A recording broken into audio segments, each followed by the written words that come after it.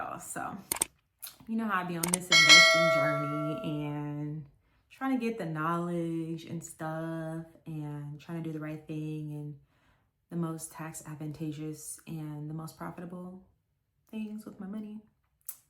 But sometimes I make mistakes. Now, I'm going to tell you about this huge mistake that I made in terms of doing a 1031 exchange. Now, this mistake was so bad that I actually couldn't do the exchange, which sucks. So let's get into it. So that property that I told you about a while ago, this was my 4th property acquisition, and it was in North Carolina. I originally purchased it and was doing Airbnb. And then I kind of got tired of it and I was like, okay, I'm gonna do a furnished long-term rental. So this is that property. Now, once that long-term tenant decided to move out, I was like, okay, I don't really feel like finding another tenant, honestly. I'm just gonna sell it, and then I was gonna use those proceeds to get into my next property and, you know, do my best to save on capital gains tax, right? You know, I had heard about it. I had seen all these reels on Instagram. I had seen it in different, you know, investment circles, heard about it in different real estate courses and webinars and things. And I was like, yeah, I'm about to do my first 1031 exchange. Like, so excited about it, right? Now, rookie mistake. I did not look up the requirements in detail before I put the house on the market. So rookie mistake number 1.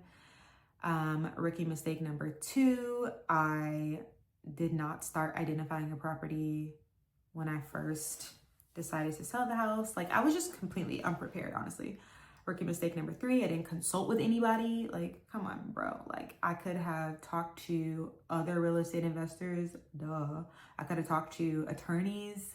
I could have used my own attorney resources to look up information. I could have talked to tax professionals.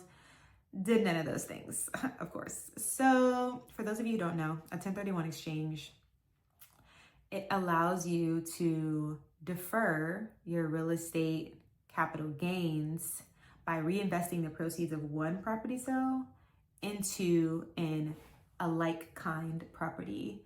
But there's strict rules around this, right? So little did I know, I had to deposit the funds from the sale into an escrow account, actually, instead of my personal checking account, to even facilitate the 1031 exchange. I just didn't know this, okay? And there's no excuse for ignorance. I should have done my research. I should have looked it up. I mean, I'm educated enough to have figured this out, right? But I didn't. So I just did the sale and I was like, okay, I have 180 days, because under the rules, you have 180 days to make that exchange for a like kind property. So I was like, okay, I'm gonna start the timeline once the sale is final, and I'll have 180 days from then. So I get the proceeds, they're deposited into my checking account. I transfer them to a high yield savings account, and I'm like, bet, I'm about to look for a like kind property. No, not exactly. So apparently you have to deposit the funds to a qualified intermediary. And this qualified intermediary takes the funds directly from the sale. Like, you don't ever touch them. It goes directly from the buyer, or, you know, their lender or whoever, to the account of the intermediary. And then you have 45 days to find a replacement property, and then 180 days to actually complete the purchase. So I didn't do none of that, as we have talked about. So I just had it in my checking account, and then I did more research once I thought the timeline started. And that's when I learned through a consultation. So I had a free consultation with this woman from a qualified intermediary.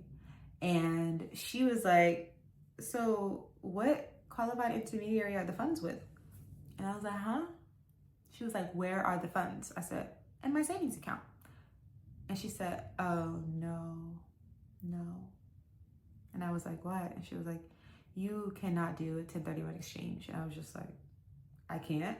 And she's like, no, the funds had to be deposited with the qualified intermediary and they should have never gone to you. And I said, well, I'll be damned. So she was like, well, at least you know for next time. And then she kind of laid out for me the steps and ways to approach it next time, things to consider, blah, blah, blah. I was honestly so sad because I really am traumatized by all of the tax situations I've been in. And I was like, ooh, I got him. I'm about to defer this and blah, blah, blah. And like, no, I didn't have it. And they actually got me again. So don't make the mistakes I made. Do your research. Find out what's required before you take the actions. You can research qualified intermediaries. This one that I was talking to, that was one thing I was asking, like, how do you get paid? And she was saying like, the person putting the funds in is not the person who pays them. She sent this to me in an email. I forgot how she said they get paid, but it wasn't for me. And you know, I like that. So I was like, okay, I'm definitely going to use her next time, but just make sure you do your research and understand the process and actually consult with professionals, even if you have to pay before you start, because in the long run, it's going to be better. And once you have the information, it's yours, right? You don't have to pay for it again. So it's definitely worth pausing, figuring things out before you move forward. And, you know, just don't blunder it like I did.